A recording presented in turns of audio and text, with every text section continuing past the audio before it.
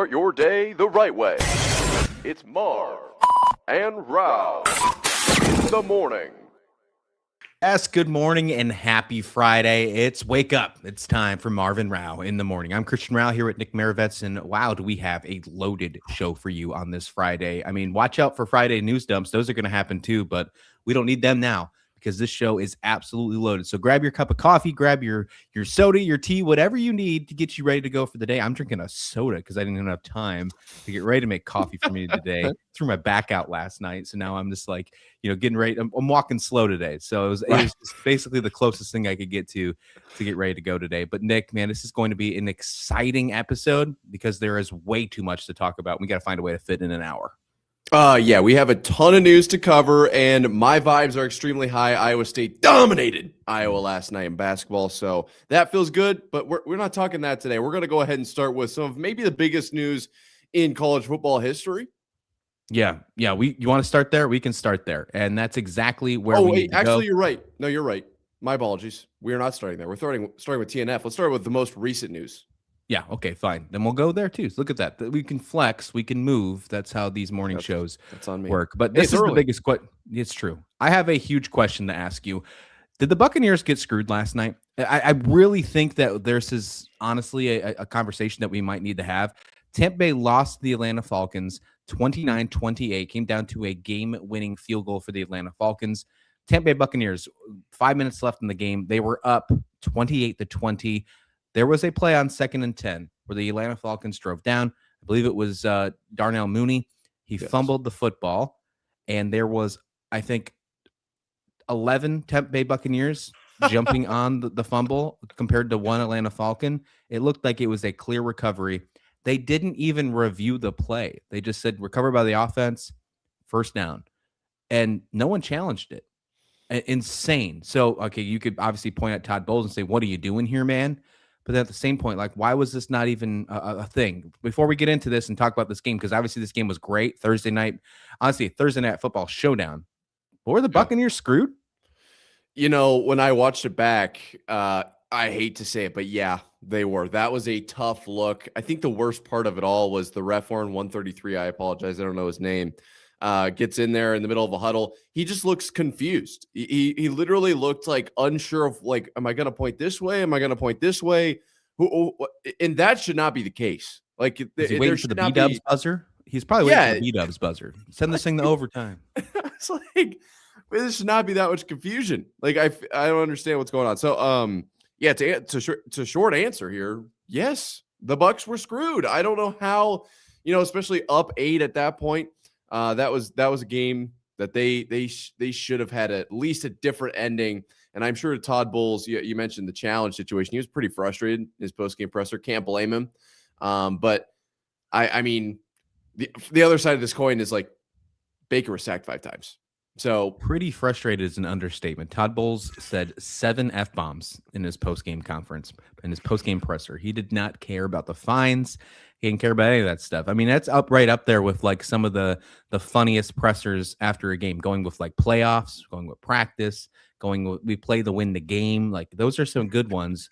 The 7 F-bombs from Todd Bowles after a Thursday night football game, like, you're sitting for 3 hours listening to good old-fashioned Al Michaels, and all of a sudden you go switch over to the post-game and you get Todd Bowles throwing 7 F-bombs. Like, it was a little outrageous. But, I mean, the Tampa Bay Bucs, they were pissed. There was a report that Mike Evans left the field before the game was even over. He was so upset. You could see he was visibly frustrated on the sideline when Atlanta was driving down for the game-winning field goal. But you're right. Obviously, they came back and scored 9 unanswered points to take over the game.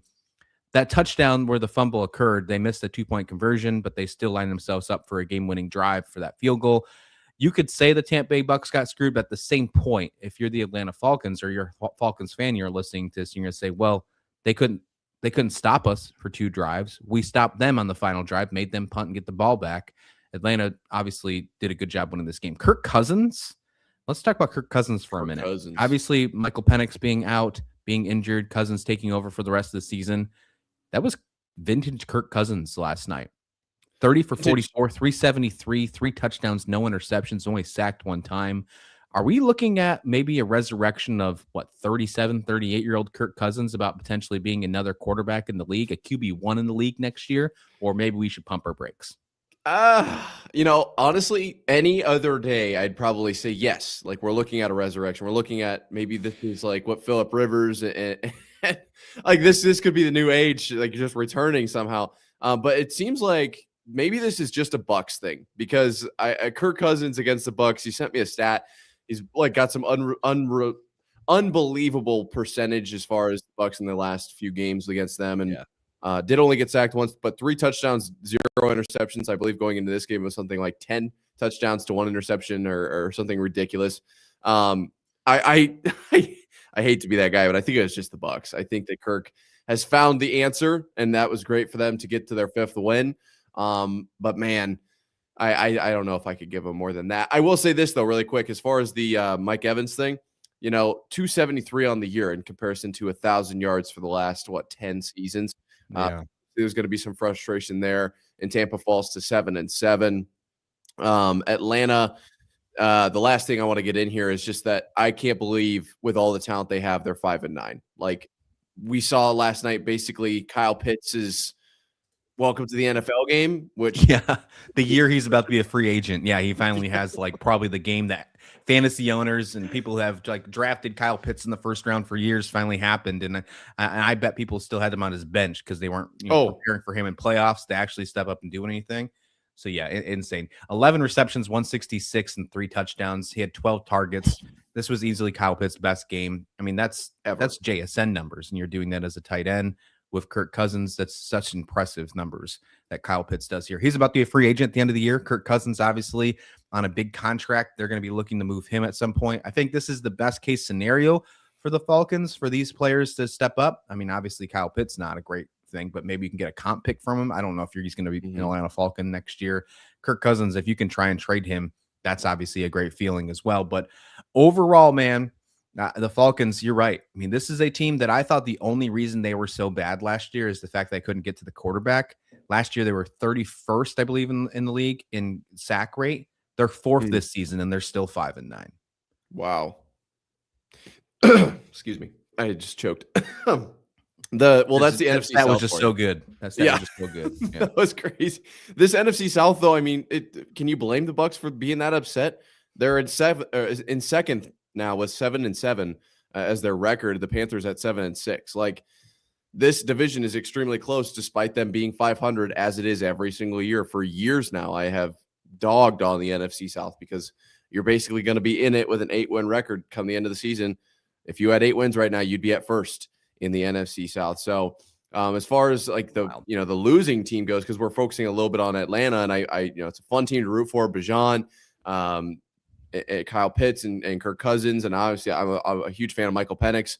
But this Bucks team, like, you can't blame them for being upset. They're very much in this race to win the division and put themselves at least in the playoffs. And once you get into the dance, guess what? Everyone's 0-0. Yeah, you're 100% right. Heading into this weekend now, the Carolina Panthers currently are 1st place in the NFC North. And you're right about this division. This division just seems so different. It feels like it's a different tier than NFL football. My wife actually made a joke. We were watching the game together, and she's like, this looked like a college game to me.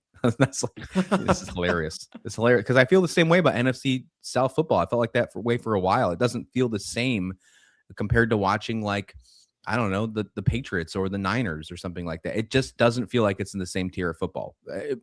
Tell me if I'm wrong. No, actually, that's maybe the best point you've ever made on this show. It really is like, it's like somehow a different universe inside of the NFL. It's, I don't know. It's like a step between college football and the pros. I've never heard a better way to put it. That is hilarious. Yes. NFC South is the NFL purgatory. That's what it sounds like to me. Yes. The Buccaneers finish off their season. They got 3 games left at Carolina, at Miami, and then they finish the season in Tampa against Carolina. They have Carolina twice. So the NFC South is going to be determined in the next, obviously 3 games for sure, but 2 of them are going to be against the 2 teams that are battling for the division. That is cool. Tampa will still control their destiny then, right? You would assume so. Yeah, you would absolutely assume so.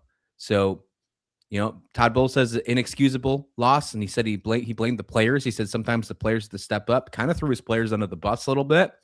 Will that mean that the Bucs are just going to completely fall off, let the Panthers take this over, or will they step up and shine? If that doesn't happen, if the Bucs fall out of the playoffs, and this is maybe the last breath, the last gas from Todd Bowles trying to get his team to rev up. If the Bucs miss the playoff, I have a feeling Todd Bowles will no longer be the head coach after this season. I think that's fair to say. I agree. I think his name's been called as far as the hot seat conversation for a while now. And I think that, missing the playoff, even if they make the playoff and lose in the first round, I think that'll be a conversation for Tampa. I don't know if it's the right play or not. To be completely honest, it kind of reminds me of like the Matt Campbell conversation a little bit. It's not the same, but like Iowa State has seen success under Matt Campbell, but we haven't really gotten over that hump.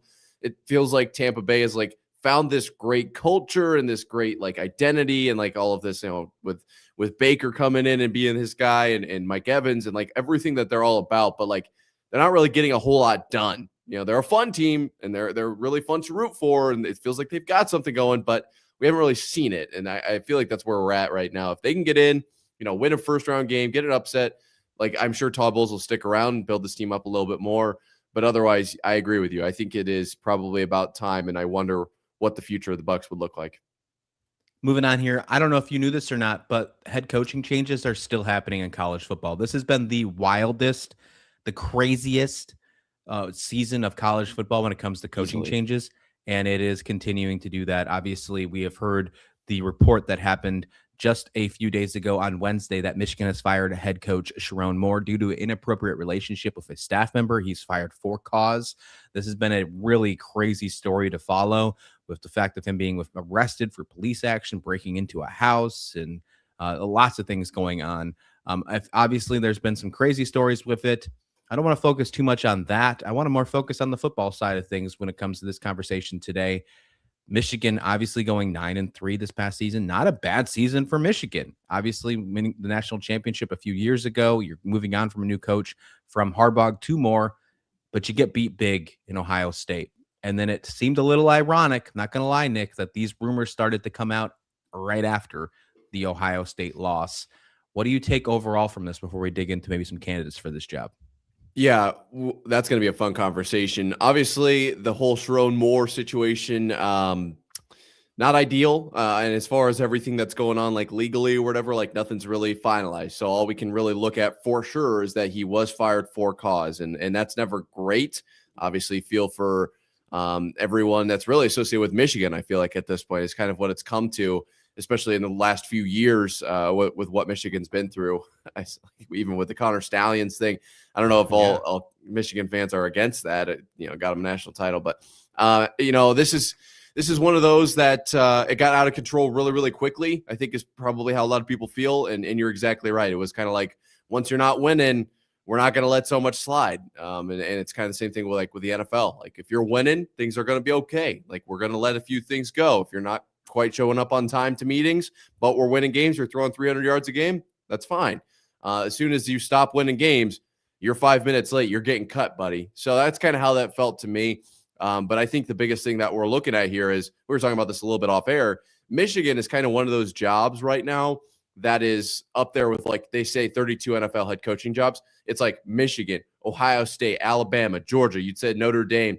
There's like probably around 15 to 20 jobs in college football that are on another level, and one of them just opened up.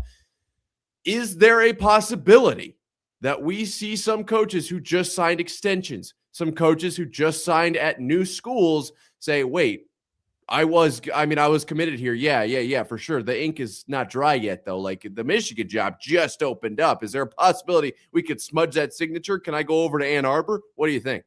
Yeah, I think that's very true. And probably the only little jab I'm going to put in here is that, like, obviously, if you agree about the cheating scandals with Harbaugh in the national championship or not, I did see something very funny. It was like a meme, and it was Harbaugh yelling at Moore on a meme and said, "Hey, wrong kind of cheating." It's like, okay, all right, hang on. Thought that was really funny. But no, when I'm looking at coaching candidates, yeah, welcome to Marv and Rauh in the morning. When I'm looking at coaching candidates, I mean, a couple interesting things come up. I mean, there's been a report that Kalani Sitake, one of his only non-buyouts, is to University of Michigan. Kalen DeBoer obviously seems like a name to move. Was possibilities of his name moving to Penn State. He kind of took those rumors and squashed them really quick. We have yet to hear him squash the rumors about Alabama or about him moving from Alabama to Michigan. And then, of course, Dave Portnoy, Barstool guy, Michigan dude, really pushing for John Gruden. John Gruden had a thing in a yearbook years ago where he said that his after graduation, he would like to become the head coach of the University of Michigan. So him manifesting it for years as he is since he's been in college. So, I mean, those are probably three of them. I think there's definitely some other names that pop up for sure. I mean, we're going to talk about one later on when we preview Army-Navy game. Like, do they look at a guy like Jeff Munkin? Like, that could be an interesting piece. Or are they going like for a home run hitter, like we mentioned, Kalen DeBoer? Or who knows? Like, is this something that is a chain reaction? Like Kalen, I've heard this rumor, and this one's crazy to me, but imagine this. With all the drama we've already had in college football coaching this year, imagine if DeBoer went to Michigan and that set up like Lane Kiffin to Alabama. Oh my goodness. That would be a wild, butterfly, waterfall, whatever you want to call it, effect. Yeah. The other name that I wanted to throw out there, because I do think it's really interesting, is Matt Campbell, crazily enough. Wow. Just signed with Penn State. A lot of people calling for Matt Campbell, a lot of Michigan, alumni saying like, hey, Matt Campbell's a great pick. A lot of, kind of guys that are in basically non-Penn Staters are like, what about Matt Campbell? Like, he just signed. How does that whole thing work? And I don't know what his buyout is actually. I don't think it was that high, but I will say this.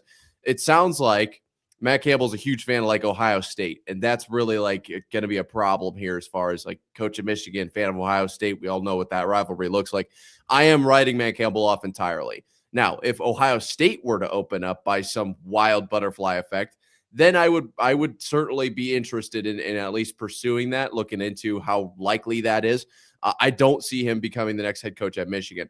However, Kalani Sitake, you mentioned it, is to me the biggest candidate right now. I think that one makes the most sense to me because he was almost pulled off of BYU for Penn State. And to me, Penn State versus Michigan is a better get. And if he's already got in his, new contract that Michigan is a no buyout team, he can get off basically scotch-free. Like, immediately my ears perked up. Look at that. I think that is something, and I think Michigan wins in that category. You asked the question, and I'll bounce it right back to you. Does Michigan hire a home run hitter, or do they hire some smaller guy that'll come up in the ranks? My guess is they're going to hit, kind of right in the middle. I think Kalani Sitake is much closer to a home run hitter, but he's not an SEC guy. He hasn't really proved it in the Big Ten or the SEC or whatever. So we'll have to see how he pans out in that league. I think that's probably the best pick here because based on everything that Michigan's been through over the last few years. I think Kalani Sitake is a very middle of the road as far as like chaos wise. Like, he's not too calm, but he's not too chaotic. He's definitely seen success at BYU, and it's clear that the interest is there. They're going to want somebody who wants to be at Michigan. This is an end of the road job for so many coaches. Just bringing a guy who really wants to be there. Look out for Kalani Sitake. I don't know if the contract details that have been floated around social media are been verified or not, but we've both seen the same thing, that the three teams that Kalani Sitake can go to without a buyout are the University of Michigan, the University of Utah, and the University of Southern California, USC. So those are the three teams. And one of them being Michigan makes you wonder, right? And also, he signed that extension after the crumble cookie debate just a few weeks ago. But we've known about these rumors for Sharon Moore since the Ohio State game. If we know about it, the coaching carousel and the agents know about it. So why is there a reason, if this is the case, why is that team as a buyout in there? So I think he is going to be a candidate. I think you could hear maybe he gets interviewed.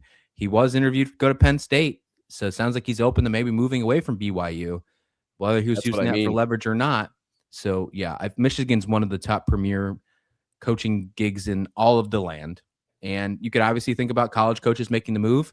What about John Harbaugh? What about the other Harbaugh brother? Obviously not having the best season in Baltimore. There's been rumors about him and Lamar Jackson not getting along. Potentially, even though he got an extension, he's been with Baltimore for a very long time. Apparently that has not worked out, that relationship. And they might miss the playoffs this year. So maybe what about that one? That could happen too. And obviously, there's a couple other one that could happen too. And obviously, there's a couple other NFL names. Stefanski with the Browns, could he fall down? I don't know if they want to go from a Browns coach to trying to say he's going to take over Michigan, but like, there's a couple names that definitely have piqued my interest, if you will, talking about these Michigan Wolverines. This is going to be a wild ride, but I think it's going to have to happen sooner or later. The transfer portal is less than 3 weeks away. This is a team that's supposed to be playing Texas in the bowl game. Like, you got to get ready. Now, good old Biff is going to be the interim coach. I don't think he's going to take over as the head coach, but moving forward, man, interesting stuff. Very interesting stuff for sure. When this one opened up, this is one of those jobs like when Washington State opened up, when Jimmy Rogers came over, their coaching search does not look like this. Like, this is one of those that immediately now is every single coach, their head snapped. Like, what opened up? What head coaching position is open right now? Are they accepting anyone as far as interviews? Can I apply to be the Michigan head coach? So keep your eyes open. It could be somebody we've never heard of before. I don't think it will be. I think it's going to be a big name. I'm not going to lock in on Kalani Sitake, but like you said, if that contract kind of buyout situation is true, he's my favorite right now. I think it makes the most sense for both programs. But also, you mentioned it, like guys coming down from the NFL. If you're going to come back down from the NFL, this is a job that you absolutely look out for. I think it's only a matter of time. Really quick last point on this. What do you think? Does Michigan say, no, we're not going to bowl now? We're done bowling. Or is that just a Notre Dame, Iowa State, Kansas State thing? Yeah, I think that's just a Notre Dame thing. They've already named the coach saying he's going to coach the bowl game. So it sounds like they're all in and for that. So, yeah, it doesn't sound like Michigan needs any more extra drama to say they're taking their ball and going home. I think the Irish are just going to be one sticking around with that one for sure. That's awesome. Yeah, that's funny. Hilarious. Want to talk more big signings? Pete Alonso signing a huge deal with the Baltimore Orioles. Are you kidding me? This is insane. I did not ever think this was going to happen. Full disclosure, I lived on the East Coast for about a decade before moving over to the West Coast. And I was in the Virginia Beach area. So minor league team, Norfolk Tides, followed the Baltimore Orioles very closely for, the last 10 years or so. And this is something they never do. And when they do, it usually never works out. They signed $150 million first baseman before. His name was Chris Davis, and that turned into a terrible contract. Well, the Baltimore Orioles 2 years ago won 100 wins. Last year, they finished last in the AL East. Something had to change for Mike Elias, Dave Rubenstein, and this ownership group. Now they signed Pete Alonso to a 5-year, $155 million deal after missing out on Kyle Schwarber, who went and moved on and stayed with the Philadelphia Phillies. This is an interesting lineup now.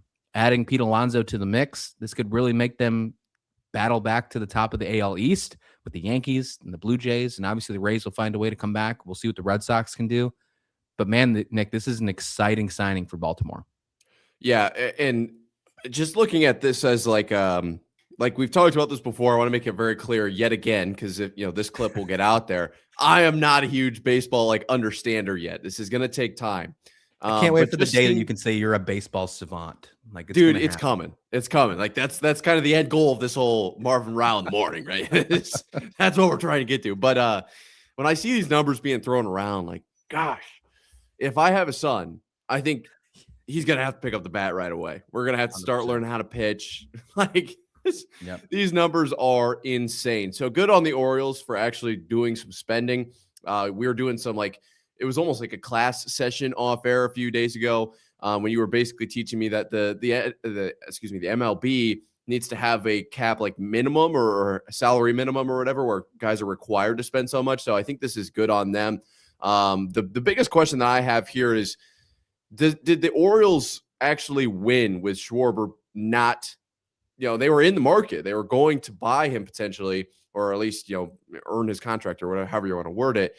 Is this better? Do you want Schwarber or do you want Alonso in this situation if you're Baltimore? I think for the bat, Schwarber's better. We'll see if the future holds. Obviously, Pete Alonso is just right up there. Wins home run derbies. He's had 50 home run seasons before. But I think in recency bias, I think Schwarber's better with the bat. However, Schwarber has no defense. There's no defense at all. And not saying that Baltimore truly actually needs Alonso to be a defenseman. I don't know if he's actually going to play first base or he DHs, right? They're obviously got a guy like Ryan Mountcastle still in the mix. Who knows if he moves now? There was possibility talking of Ryan Mountcastle being moved in this offseason anyways. You got some other younger players as well that could step in and do some things. We'll see what Sam Basallo does. We'll see if Adley Rutschman continues to be a catcher, moves to DH. But this opens up the fact of Pete Alonso moving to DH or playing first base. Kyle Schwarber, you're a DH. That's it. Right. So it brings a little bit more versatility to the Orioles organization. Something with all these younger players, I think, is pretty cool. Another underrated stat here, or I guess maybe underrated conversation, is that they signed Taylor Ward or traded for Taylor Ward earlier this offseason as well. And having Pete Alonso and Taylor Ward next to each other could really open up this offense to a whole different level. The Orioles might want to think about redoing these dimensions. So a few years ago, the Orioles changed their left field dimensions to actually move it back, make Camden Yards a little bit more pitcher friendly, if you will. That's if they might want to consider moving it back to normal standards, because Pete Alonso would put 100 dingers out of Camden Yards. That's the case. 100 is saturated. It's over. I'm over exaggerating, but legit would have a 50 home run season in Camden Yards. If I had to tell you yes or no, I think it's pretty even, man. But if I had to lean towards one, I guess I'll just stick to the thing that's already happening. I think it's good for Baltimore that they're getting a guy that can play first base and DH. So maybe it is a good blessing in disguise that they missed out on Kyle Schwarber. Yeah, that's actually a great point. And I wanted to touch on that. You mentioned the Orioles and their stadium in the short that you put out here on Marv and Rauh in the morning. That is hilarious to me. That's one of my favorite things about baseball. As little as I know, the fact that every stadium is different, and every game there's going to be a fan that says, well, if this was played here, this was out of here. Like, that's the point of baseball, is that I guess not every field is the same. There are accounts dedicated solely to the fact that there are high school stadiums out there that have a, 150 yard, are they in yards or feet? 100 feet. Feet. Yeah.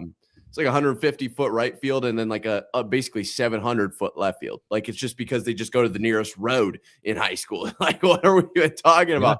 So that's what makes baseball super exciting from that standpoint. We'll see if the Orioles actually do make the change. Highly doubtful. But no, they won't. Yeah. I mean, how fast can you do construction, right? Like, that's what it comes down to. I mean, they could get it done in the offseason. They did it in one offseason before, but they put so much work into it, and so they're not going to do it again. It's just not going to happen. And it's just, he signed without knowing that was going to happen. Camden Yards, by the way, one of the most beautiful stadiums I have ever been to. I've been there multiple times, watching home runs get hit to Utah Street.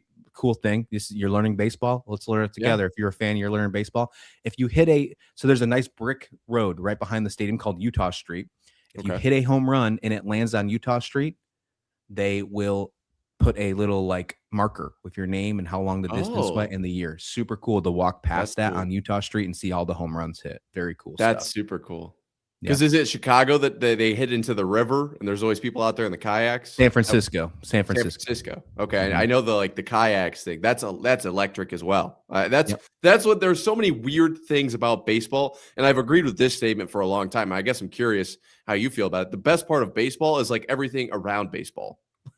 From the guy who doesn't understand the sport yet, the traditions of you said, with Utah Street, or the guys out there who literally sit out all game in a kayak just for the chance to get a home run ball. All of that is electric to me. Yeah, I love everything about the sport. I mean, from the minor leagues all the way to the majors. I like the way they handle free agency. I mean, you could even be a sicko and watch Rule 5 drafts. We're going to get you that. We're going to get you to that point by next year. Rule 5 draft just happened at winter meetings. We're going to get you to the fact that you're going to be so in tune that you're going to probably do your own solo show here about the Rule 5 draft. That's how much of a sicko you're about to be when it comes to baseball. I'm so excited for it. Let's tune in. Let's change it up, though. Let's talk a little basketball here for the first time on Marv and Rauh in the morning. And this is where I think we need to start. The Denver Nuggets just took it to town on the Sacramento Kings last night.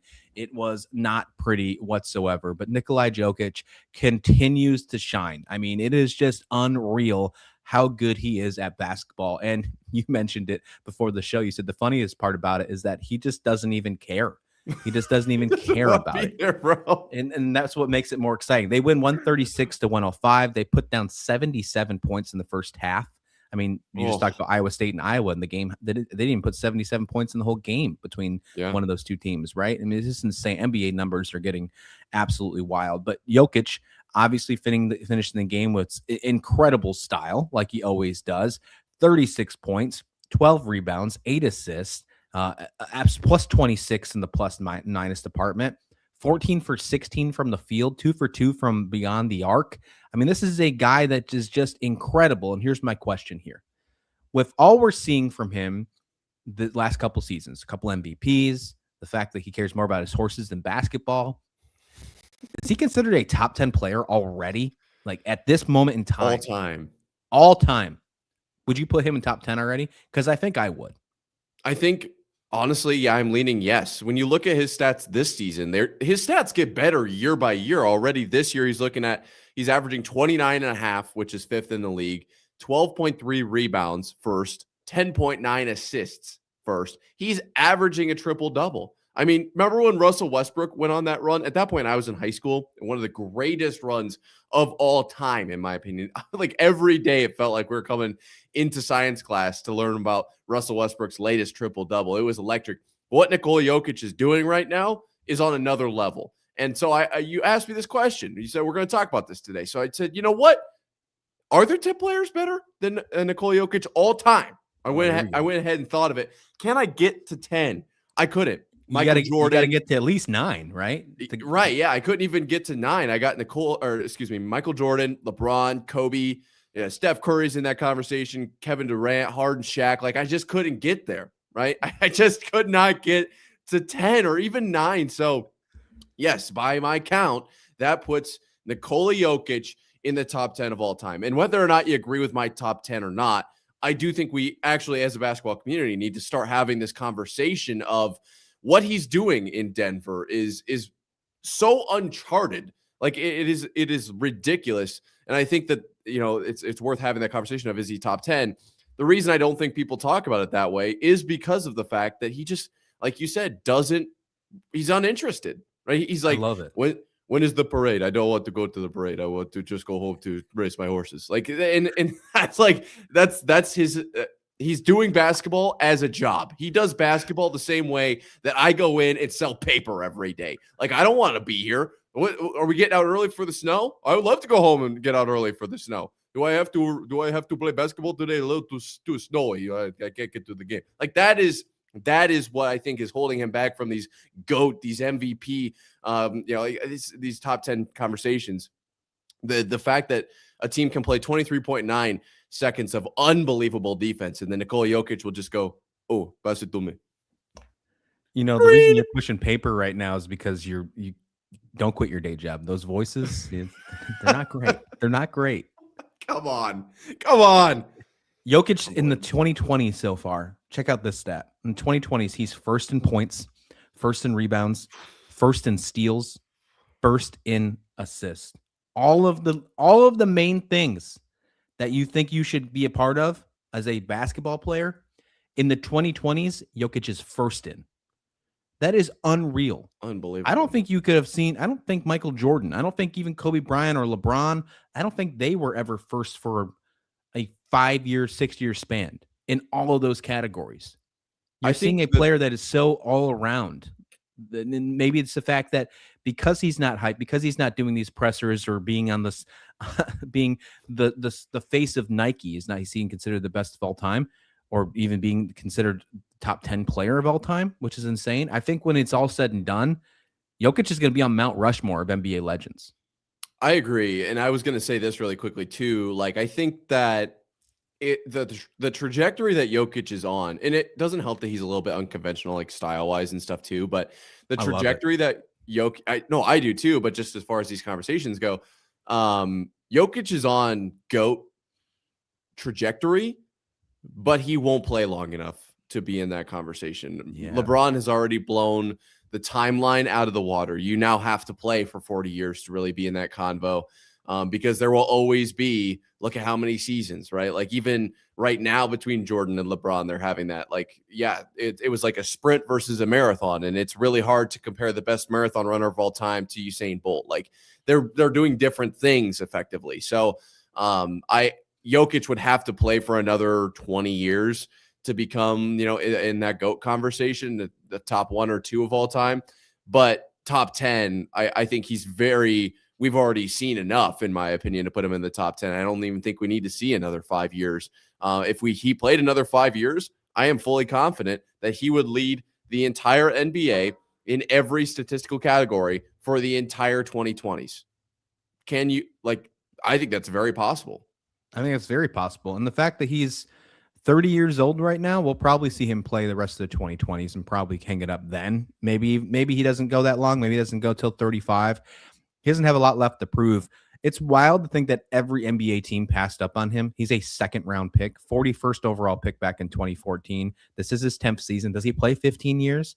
And if he does, like, does that obviously put him in where we think he can be? I do think so, for sure. We talked about how he leads all the categories in the 2020s. This year alone, he's 5th in scoring, 29.5 points per game. 1st in rebounds, 12.3 rebounds per game. 1st in assists, 10.9 assists per game. And he's 8th in the entire league with a 62% field goal percentage. And I would take a wild guess that those 7 in front of him probably don't have as many shot attempts as Jokic does. Are you going to, right now, do you consider him once again, being in the MVP race this season? Yes. And I think the reason that Nikola Jokic hasn't won more MVPs is because of MVP fatigue. Like they say, well, he can't win it again. Like, yes, he can. I hate that conversation. I hate that there's somebody, from the parity aspect of, any league, NFL, NBA, MLB, NHL. Like, if there is somebody who is dominant year in and year out, it's frustrating to me. Like, it just is. Like, same thing with Patrick Mahomes. Like that, I just don't love that. I don't love that for the sport, but you can't deny he is, in fact, year in and year out, the MVP. What he is doing for this team. The same thing with, like, even Patrick Mahomes. Like, I don't know if he's necessarily the MVP every year. It's a little bit different in football, but, like, what he's doing is undeniable. Same thing with Nikola Jokic. Like, you can't just not vote for him because he won it 2 years in a row. Like, you can't just not vote for him because you've seen him too much. He is undeniable. What he is doing is simply unseen. Like, in the fact, like, I had the game from last night up because you mentioned it. He was plus 26 against Sacramento. Like, yeah, they were really successful in this game, and Spencer Jones was plus 25 and Jamal Murray was plus 24. So, like, it's not like, and even Tim Hardaway Jr. was plus 25. So, like, it's not like nobody else was plus ridiculous numbers, but he is, like, when he's on the floor, Denver is significantly better. So, yes, he is absolutely an MVP. When you talk about, is he going to make it to the end of the 2020s? I just pulled up some contract extensions conversations, and he signed it was a 5-year deal in 2022. That didn't really want to talk contract extensions last year. Looks like he'll probably do that this offseason. So I do imagine he'll play through 2030. I don't know if it'll be too much longer. It might be like 2031, 2032.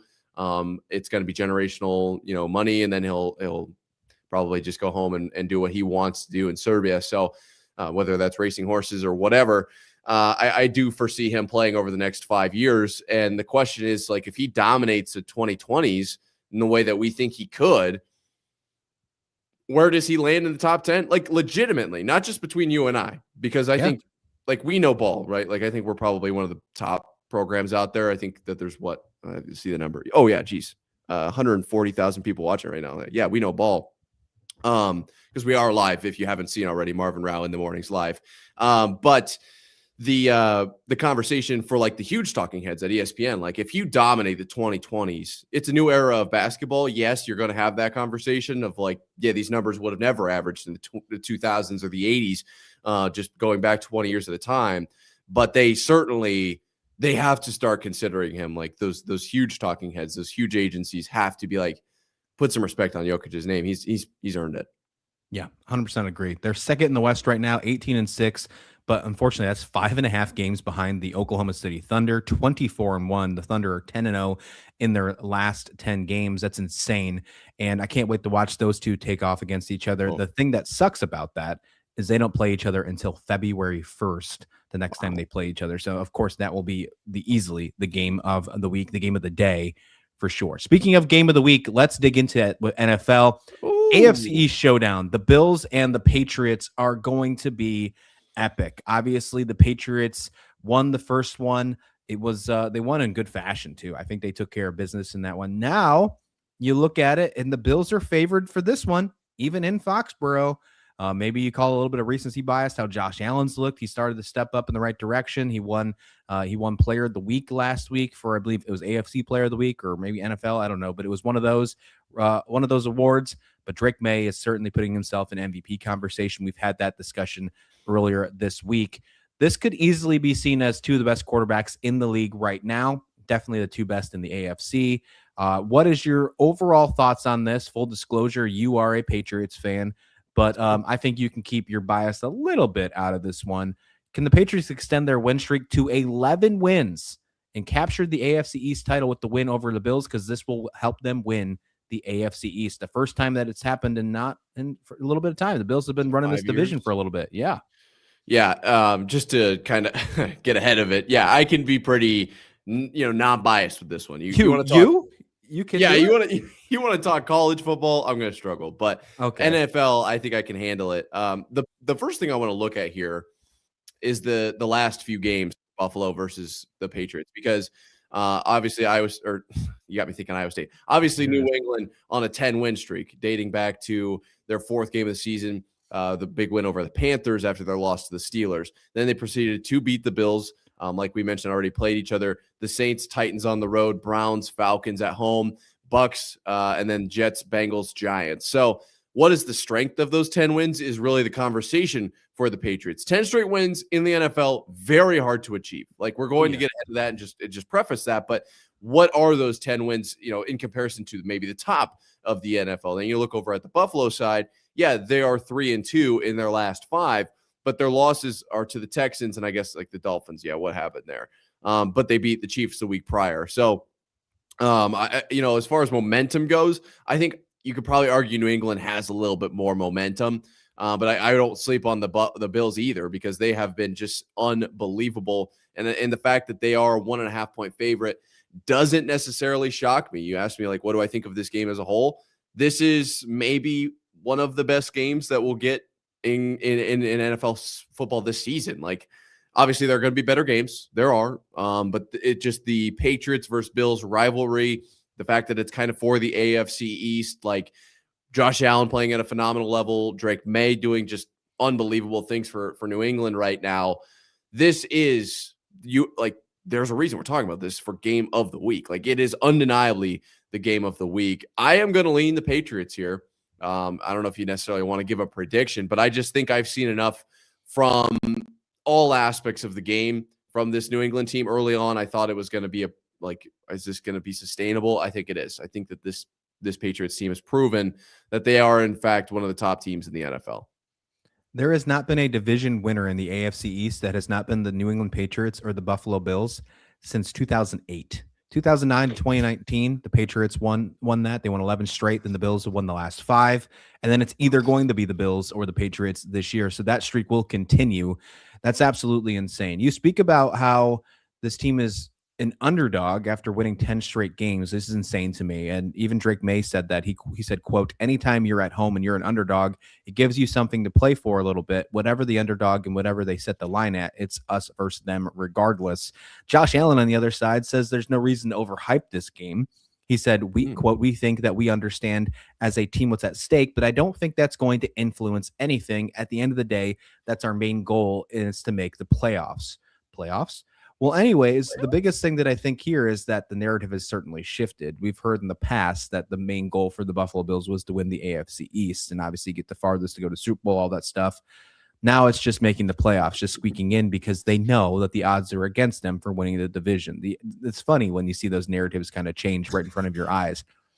I'm also leaning the New England Patriots in this one. I think the Patriots will have a chip on their shoulder. I think they'll not be happy going into Foxborough after winning 10 in a row and saying, you're going to make us an underdog in our own place after what we've done so far this season, after what we already did to Buffalo in Buffalo earlier this year. I mean, you look at the score, it wasn't anything to write home about. It was a 23-20 victory for the Patriots, but the Patriots won that game handily. If you go back and watch that game, it was a beatdown.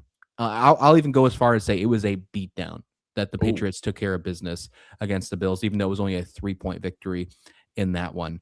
That's when those Bills wore those whiteout jerseys. I don't know if you'll ever see them again, right? I will say, I think the Patriots take care of business here. I think they take care of business a little bit more than a field goal. I'll even give you a score prediction. I think it's going to be 31-21, 10-point win by the Patriots. I will say really quickly, I don't know if this is mathematically for the division. I think it's close because the standings right now, No, the it is. Patriots It's at 11-2. mathematically. That's Yeah, what I because thought if because this would push the Patriots to 12 wins, and then there's only the 3 Bills games could only left. get the Bills could only get 12 wins if they won out, and then Patriots would have both wins, so they'd obviously have the tiebreaker. So yeah, this is for the division. Yeah. That's what I thought. Yeah, I didn't want to get too far ahead of myself, and I was going to bring up like the Patriots for the rest of the year. We'll have a slightly tougher schedule than what they've had. The Ravens aren't as good as we thought. The Jets and the Dolphins. So actually, I completely lied. I was literally lying through my teeth looking at Buffalo's schedule, who play the Browns, Eagles, and Jets. But this is I think the test for the Patriots. It's what I was trying to get to there. Was that I think that this is a great opportunity for them to face high level competition, because whether you like it or not, you mentioned like the goal for the Bills is to get into the playoffs. They're a playoff team. Like they are a very good NFL team. And the Patriots aren't. I mean, I'm not going to lie to you. When you look at their schedule, they're playing some tough teams, and they are playing in the NFL. So like the 10-win thing, I can't deny, but you're playing like the Browns, right? And like the Jets. Like that's just is what it is. This Bills showdown is going to be a great opportunity for us to kind of learn what the Patriots are about. And like you said, I think this one goes the Patriots' way, but I think we learn what is Drake May about at home. You know, we're getting to that point in the year. We're not quite to the January football, but we're certainly to that colder football.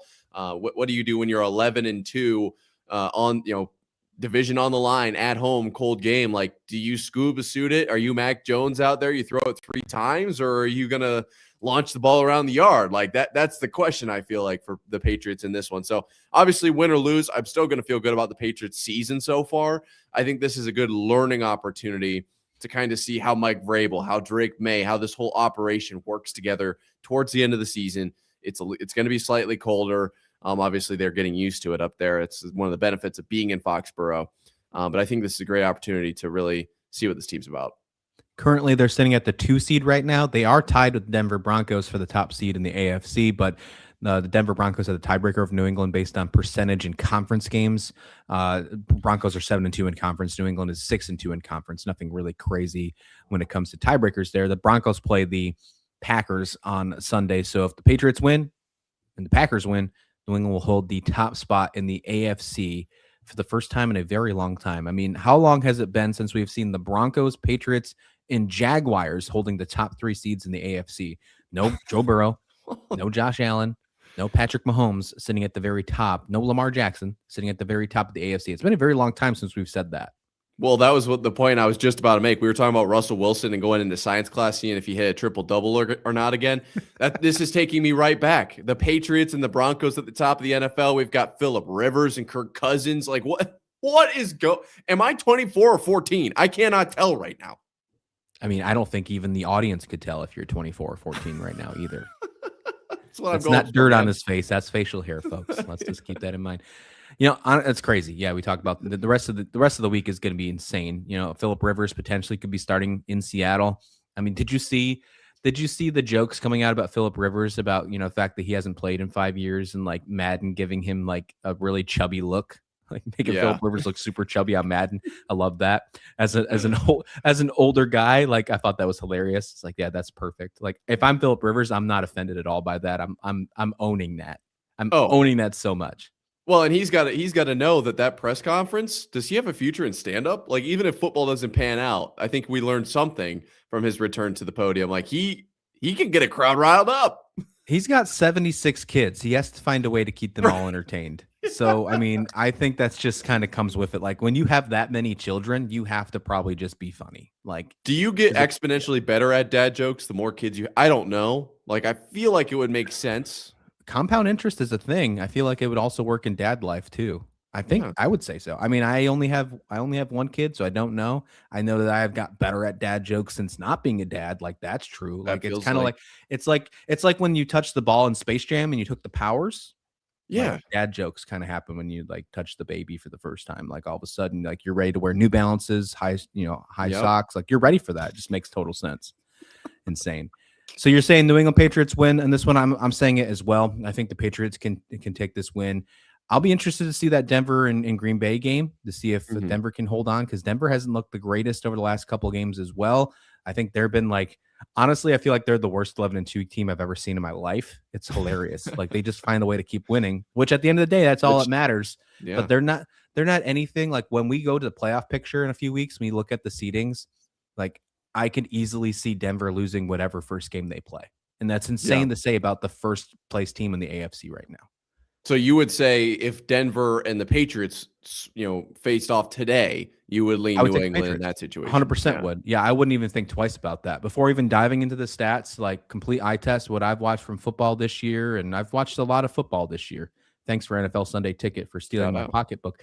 I mean, but it has been, I have not been impressed with Denver like much. Okay. I mean, Bo Nix has done some things, but not the way I've felt about New England this year. Not at all, for sure. Feels good.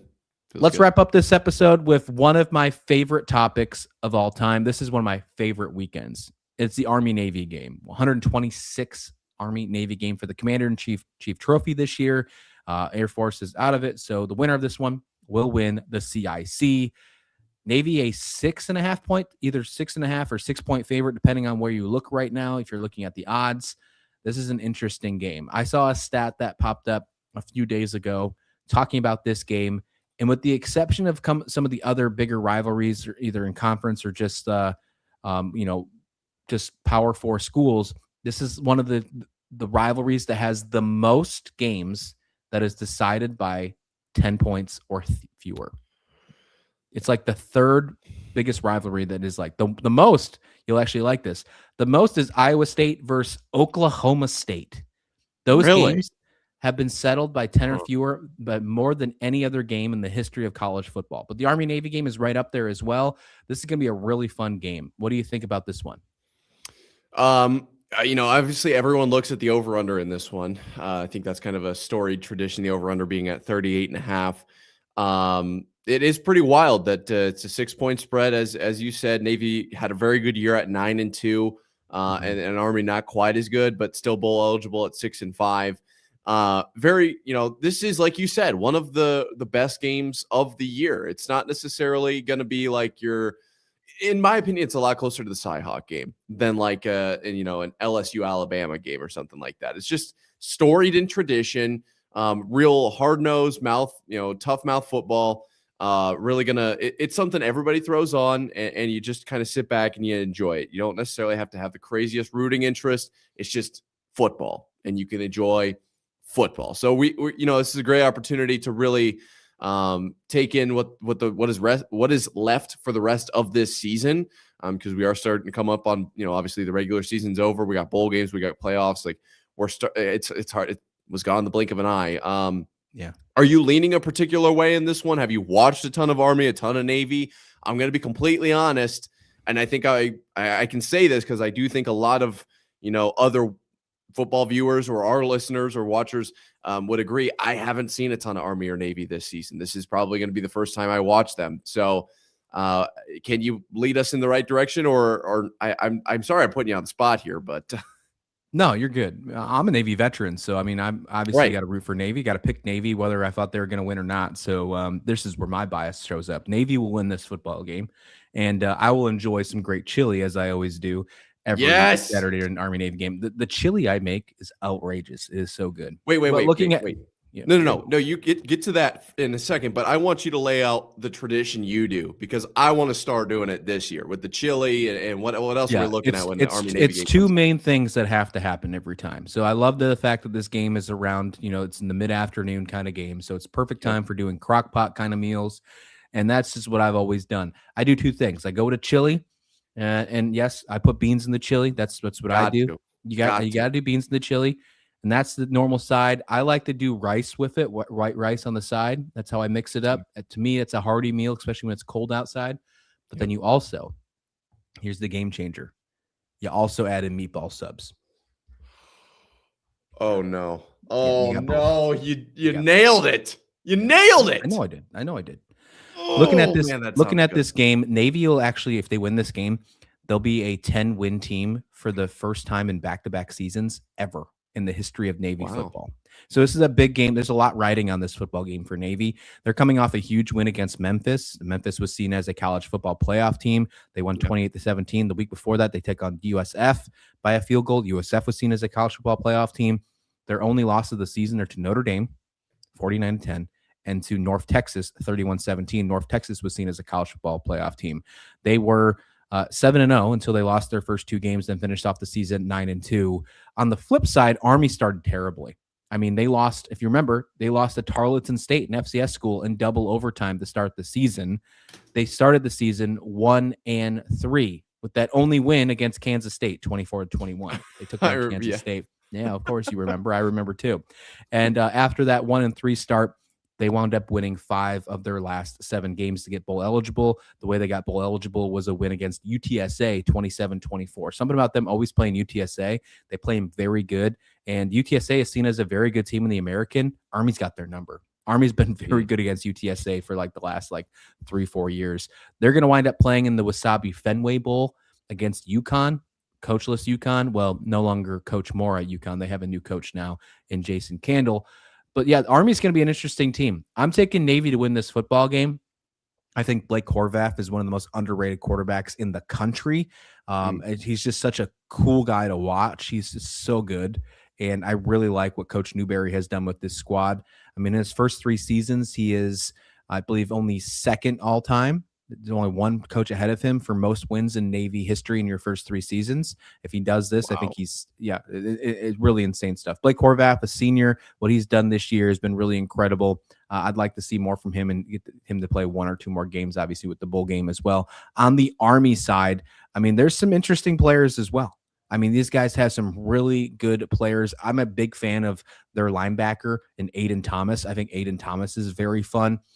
And that's usually what I've always paid attention to. They've had some really hard hitters on the defensive side. Army has for a couple of years. We've seen some players go to the NFL because of that. That normally doesn't happen with service academies. We've seen that happen in the past. Aiden Thomas is one of those guys that I could see potentially having the opportunity to do so as well. So a lot of fun stuff. Very excited for this matchup. Very excited for my chili and my meatball subs as well. But yeah, I'm taking Navy to win this game. Do they cover?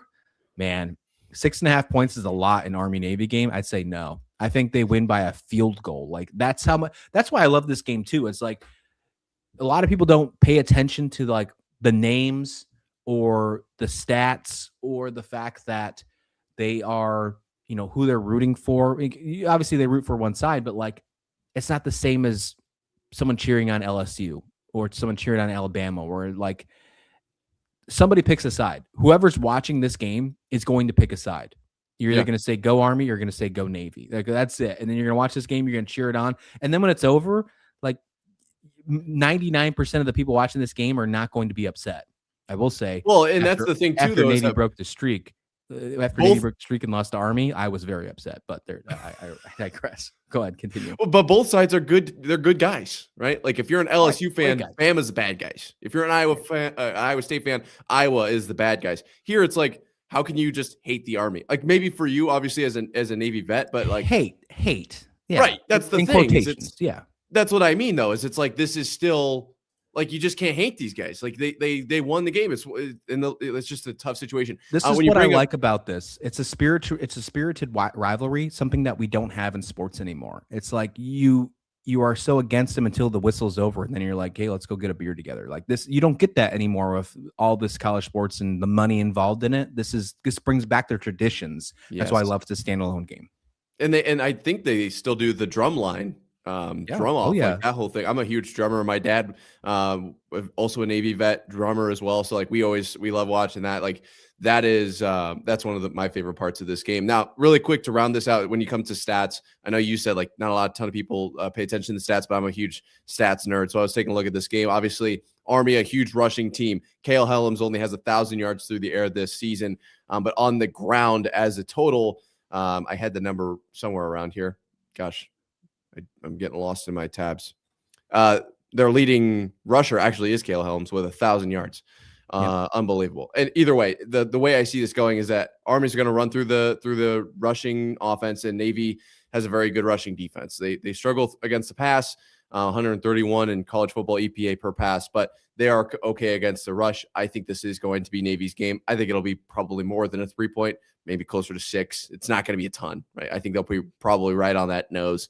That the line was set at. Either way, though, I don't think anybody's really watching this for for that reason. It's to enjoy some football, like you said, one of the last weekends of the year. And I'm excited for it, man. I think this is like game of the week in the NFL. We had a lot of games to pick from. It wasn't super tough to choose the game of the week. This is one of the only games this weekend. Let's enjoy it.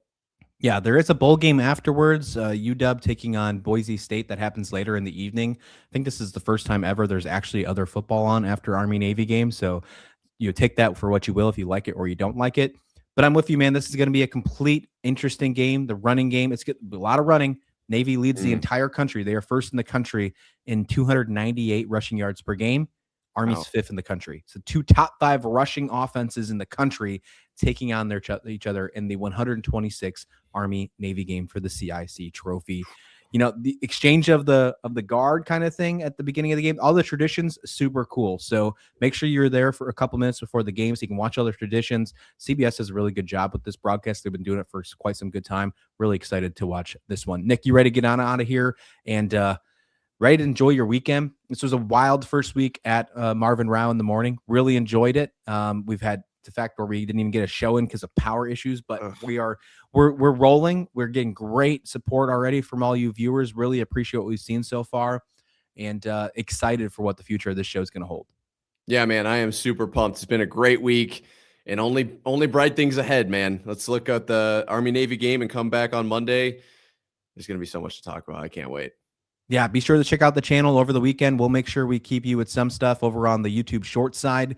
We'll keep some content. If there's some Friday news dumps or something, we won't make you wait till the weekend, but the next full show will be a Monday morning, again, weekdays all the time. We'll join us Monday through Thursday, 8 to 9 a.m. Eastern, Fridays, 7 to 8 Eastern. We'll see you back here next time, right here on Marv and Rauh in the morning.